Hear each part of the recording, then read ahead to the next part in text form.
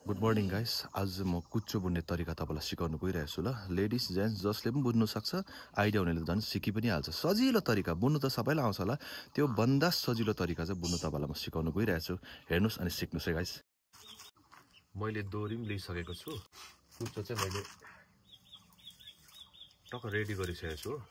कुच्चो मिलाउँदा जहिले पनि गाइस तल फेदबाट होइन कि, कुच्चो मिलाउँदा जहिले पनि टुप्पा यहाँ माथि टुप्पा हेरेर यसरी मिलाउनु। टुप्पाबाट तल फेद त भरै बुनेर काटेर फ्याँक्ने हो, त्यही कारणले गर्दा। लु गाइस, अब त्यो कुच्चोको लागि चाहिँ यो बाँस चाहिन्छ हो, बाँसले सजिलो हुन्छ है। यो यतिको काट्नुपर्छ हो, मसिनो मसिनो बनाउनुपर्छ हो। आरीले काटेर ठिक्कको बनाएको छु।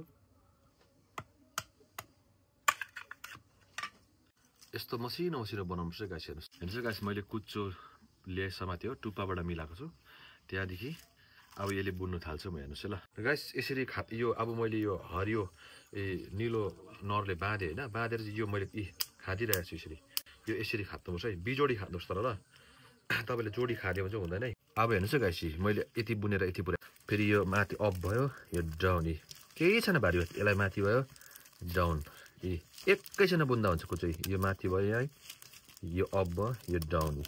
लु गाइस, बुनेर यति पुऱ्याएको छु। हेर्नुहोस् है, मैले अब म बिट मार्नु जाँदैछु। हेर्नुहोस् ल, बिट मारेको चाहिँ यस्तो गर्नुपर्छ हो।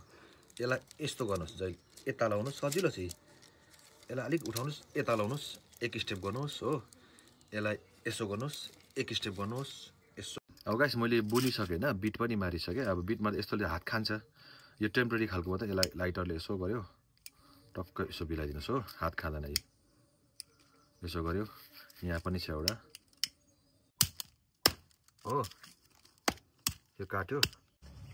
मैले यो कुच्चो बुनिसकेर पनि यो काटेँ। यो पछाडि काठको ठेडी हाल्नु पर्दैन, यही कुच्चोको फेद यसरी मिलाएर हाल्दा हुन्छ कि। अघि काटेर फ्याँक्यो यसरी, जति पस्छ हो, यसरी पस्छ, जति पस्छ गाइस हो। हाल्नु चाहिँ पर्छ। लु गाइस, सकेँ मैले कुच्चो। यो पनि खादिसकेर ठेडी हाल्नु पर्दैन, यत्तिकै भइहाल्छ। हेर्नुहोस्।